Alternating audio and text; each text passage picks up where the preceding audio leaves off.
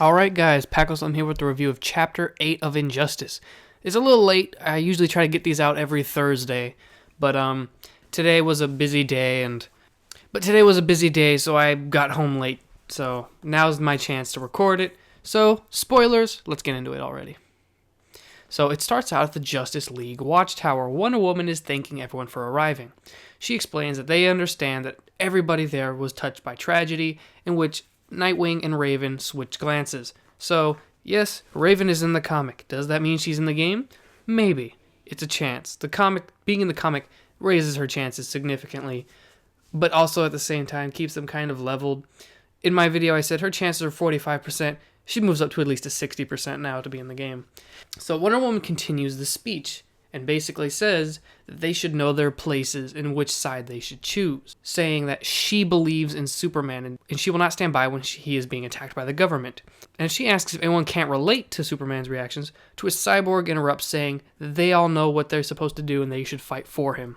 Wonder Woman asks Flash where Mirror Master could possibly be. Flash responds saying that probably one of the rogues knows where he is. Cyborg sets the teleporter, and they go to Central City. Hawkgirl takes on Weather Wizard. Cyborg takes on Captain Boomerang. Shazam takes on Grodd, and Flash takes on Captain Cold. And by the way, I love Captain Cold's design right here. It just makes me more hoping that he's playable. But anyway, Flash gets up to Captain Cold and tries to see where Mirror Master is. Captain Cold says in World's End in Keystone City. Basically uses his own guns to tie him up, and they head over to World's End. But before he leaves, Captain Cold says heroes weren't the only ones lost in Metropolis, you know.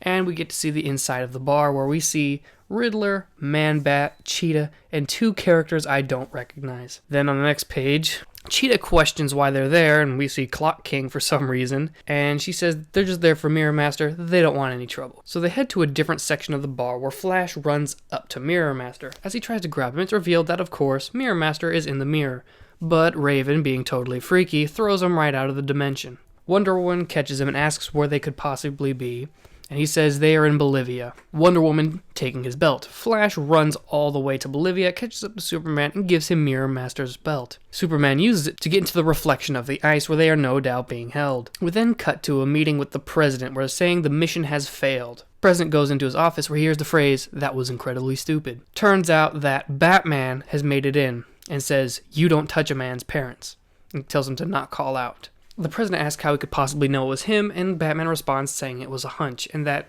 Batman explaining that his plan has failed, Mr. President, and it failed in a way that will only strengthen Superman's resolve and will unite all of them behind him. And President questions them. Batman doesn't know what he means, and President says uniting them behind him, not us. The President, realizing that Batman doesn't exactly agree with those opinions, saying that power corrupts, trust me, I know. And the comic ends. I really liked this issue.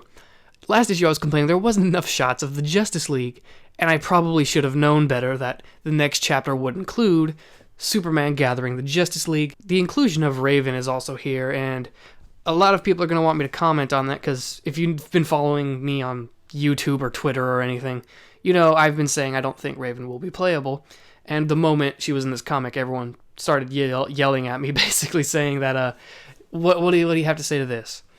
All I have to say is, it made her chances better, but I'm reminded by a quote from Ed Boon saying, not everyone in the comic will be playable in the game.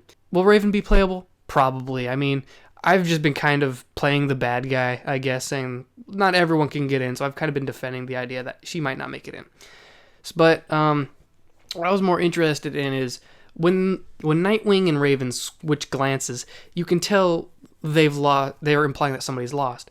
That makes me wonder what members of the team could have been lost. It may have implied that Starfire or Beast Boy or something got killed in the blast, or Kid Flash or something.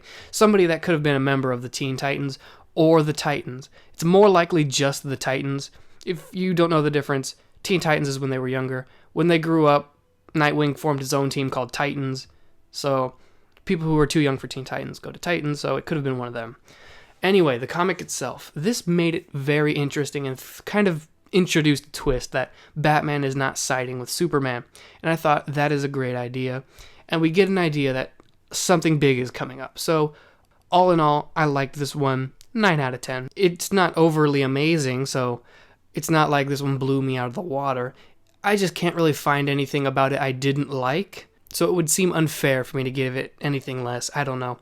Anyway, leave your opinions below, and see ya.